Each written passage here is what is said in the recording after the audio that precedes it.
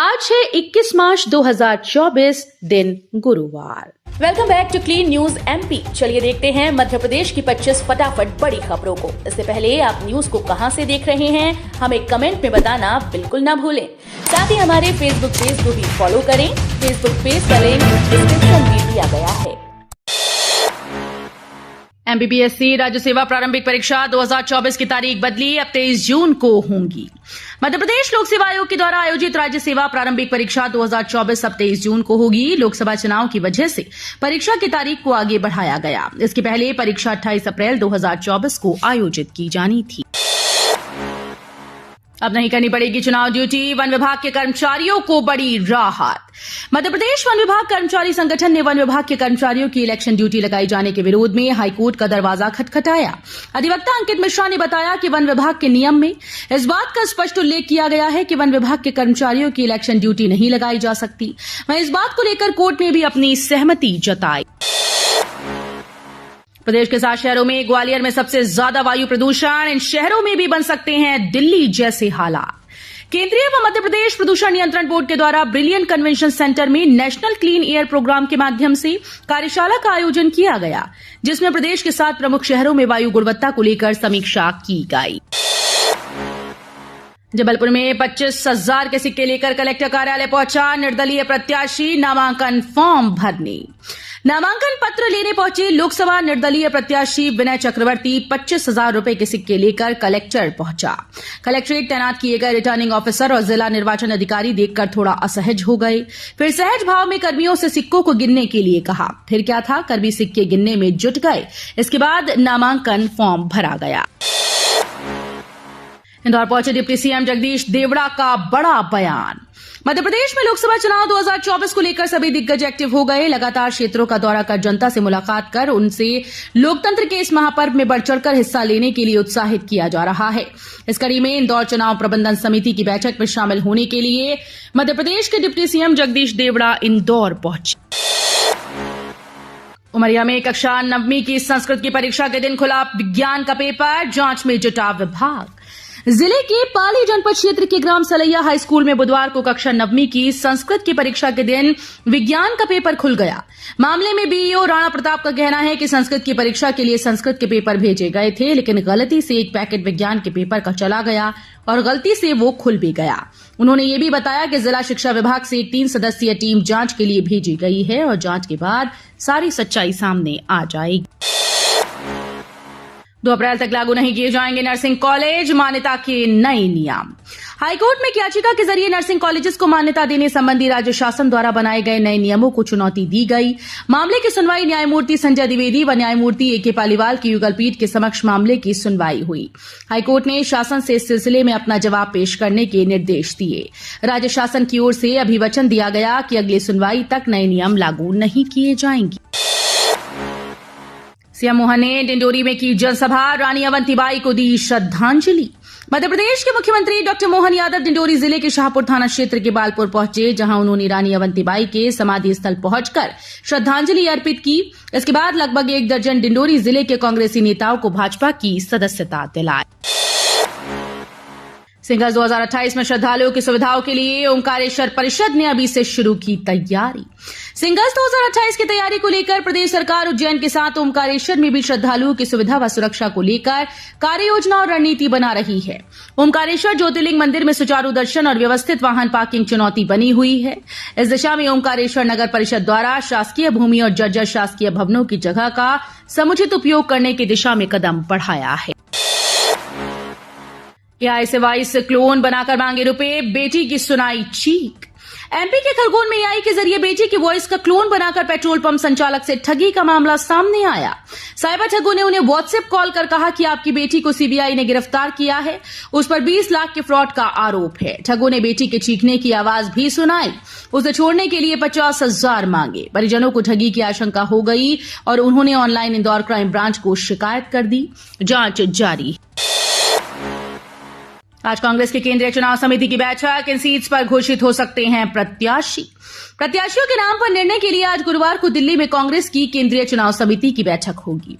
इसके बाद पहले चरण के चुनाव में शामिल बालाघाट, जबलपुर और शहडोल के साथ अन्य सीटों के प्रत्याशियों के नाम घोषित कर दिए जाएंगे। जाने क्या है इंदौर की विश्व प्रसिद्ध गेर यात्रा, तगड़ी सुरक्षा के बीच मनेगी रंग पंचमी।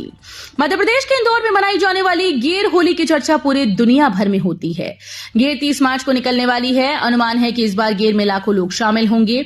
इसके चलते हर स्तर पर तैयारियां की जा रही हैं। माना जाता है कि गेर की परंपरा 300 साल पुरानी है। होलकर राजघराने के लोग रंग पंचमी के दिन बैलगाड़ियों से फूल और गुलाल आम नागरिकों पर डालते थे। तब से गेर को समय के साथ भव्य रूप मिलता गया। कोटा से किडनैप हुई छात्रा के मामले में पुलिस का बड़ा खुलासा। कोटा में एमपी की छात्रा की किडनैपिंग के मामले में बड़ा खुलासा हो गया है। पुलिस के मुताबिक छात्रा ने खुद साथी छात्रों के साथ मिलकर ये साजिश रची।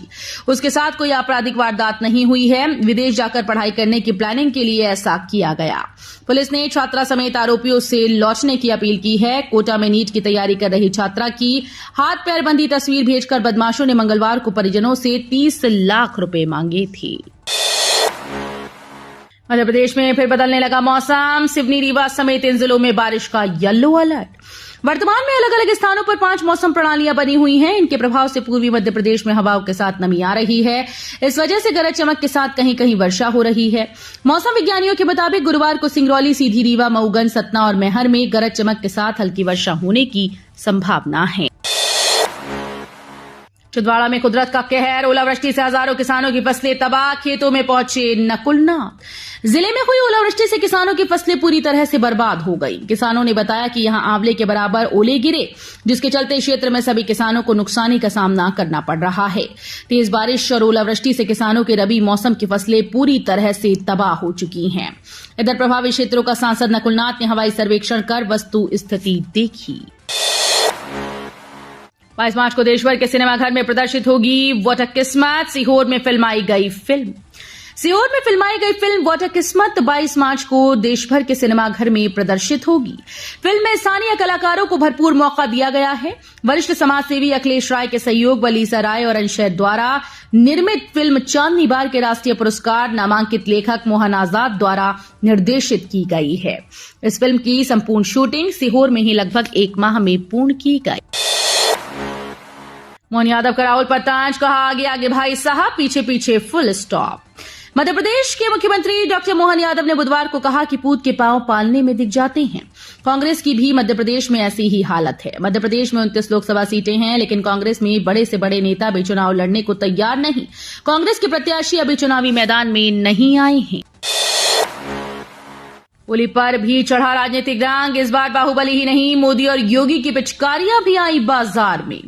रंगों का पर्व होली 25 मार्च को उल्लास के साथ मनाया जाएगा। इसके लिए बाजार में रंग बिरंगी पिचकारियां और गुलाल की दुकानें सज गई हैं। पिचकारियों में बच्चों के लिए अनेक वैरायटी हैं, वहीं बड़ों के लिए हर्बल रंग और गुलाल दुकानों पर मौजूद है। इस बार होली पर भी राजनीतिक रंग चढ़ा नजर आ रहा है। पिचकारियों पर बाहुबली से लेकर मोदी और योगी के फोटो भी नजर आ रहे हैं। महिलाओं के लिए बेहतर बन रही व्यवस्थाएं, इस मौके का लाभ उठाएं, आगे बढ़ें। पूर्व मिस यूनिवर्स और अभिनेत्री सुष्मिता सेन कल इंदौर आई। उन्होंने यहां पर फिक्की फ्लो के कार्यक्रम में हिस्सा लिया और महिला सशक्तिकरण, पर्यावरण, फिल्म तकनीक जैसे कई विषयों पर चर्चा की।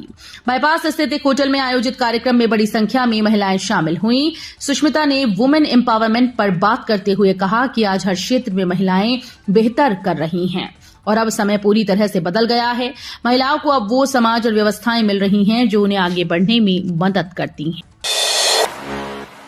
इंदौर जंक्शन में दिखेगा एमपी का काले हीरे और पावर हब के नाम से विख्यात सिंगरौली, जल्द होगी रिलीज। मध्य प्रदेश को यूं ही देश का दिल नहीं कहा जाता। यहां की कई लोकेशन डायरेक्टर्स के लिए बेहद पसंद आ रही हैं, जिनमें काले हीरे की खान और पावर हब के नाम से मशहूर सिंगरौली जगह शूटिंग के लिए बेस्ट मानी जा रही है। सिंगरौली जिला एमपी का एक ऐसा जगह है जहां प्राकृतिक खूबसूरती और वादियां हैं। वैसे तो ये शहर काले हीरे की खान, सोने की खान और पावर हब यानी ऊर्जाधानी के नाम से विख्यात है, मगर यहाँ प्रकृति प्रेमियों के साथ साथ फिल्मकारों की भी पहली पसंद है। पीएम मोदी का बड़ा कदम, जेलेंस्की से जन केंद्रित रुख अपनाने का आह्वान। पीएम मोदी ने रशियन प्रेसिडेंट पुतिन से बातचीत के बाद यूक्रेन के राष्ट्रपति जेलेंस्की से फोन पर बात की। इस दौरान पीएम मोदी ने जेलेंस्की को शांति के प्रयासों की जानकारी देने के साथ रूस के साथ चल रहे संघर्ष में जन केंद्रित दृष्टिकोण के साथ बातचीत और कूटनीतिक राह पर आगे बढ़ने का आह्वान किया। लोकसभा चुनाव में उम्मीदवारों के खर्च पर रहेगी पैनी नजर, जाने कितना पैसा खर्च कर सकते हैं उम्मीदवार।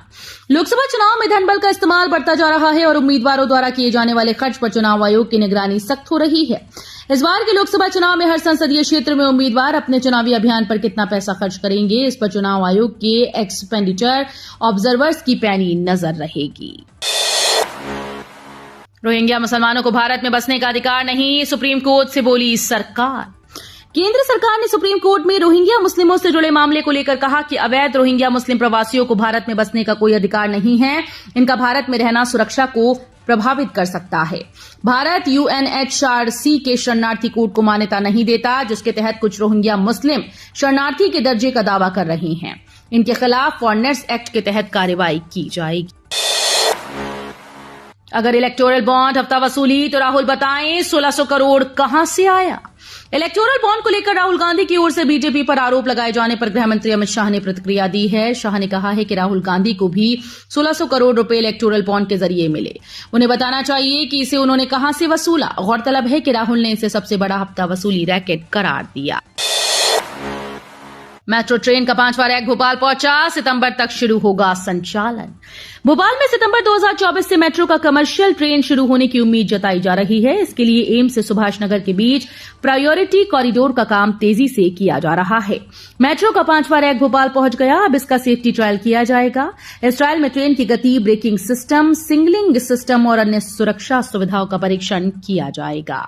तो ये थी आज की 25 फटाफट बड़ी खबरें। अगर आपको न्यूज पसंद आई हो तो वीडियो को लाइक और शेयर जरूर करें। धन्यवाद।